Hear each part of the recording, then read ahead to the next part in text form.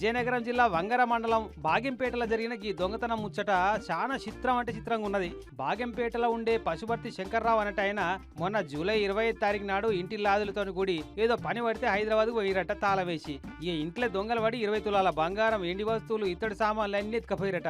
వచ్చేటాలకు ఇంటి తాళాలు, తలుపులన్నీ తెరిచి ఉన్నాయి. బీరువల సీక్రెట్ సొరుగులు దాచిన బంగారం, ఇలువగల్ల వస్తువులన్నీ మాయమైపోయినాయి. లాభో దిబోం అనుకుంటా వంగరి పోలీసు వాళ్ళు కంప్లైంట్ ఇచ్చారు బాధితులు. అయితే కంప్లైంట్ ఇచ్చిన కొన్ని గంటలనే సొమ్ములు కూడగొట్టుకున్న శంకర్రావుకు ఓ ఫోన్ కాల్ వచ్చింది. హలో, మీ ఇంట్లో దొంగతనం జరిగింది కదా, 20 తులాల బంగారం, ఇత్తడి వస్తువులు పోయినాయి కదా, ఆ సొమ్ము కొట్టేసింది మేమే.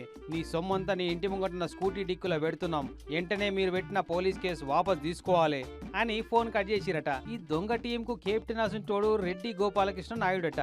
ఎం సీతారాంపురం సర్కారు బడిలో అవుట్ సోర్సింగ్ పద్ధతిలో డ్రాయింగ్ టీచర్ కొలువు ఎలుగబెడుతుండట. మరి బడి పంతులయ్యి ఉండి గిట్ట దొంగెట్లయిండనంటే వస్తున్న జీతం సరిపోతలేదట. మీదికెళ్ళి ప్యాక్ ఆట, బెట్టింగ్లస్ వంటి మంచి మంచి అలవాట్లకు బానిసయ్యి అప్పుల పాలైండట.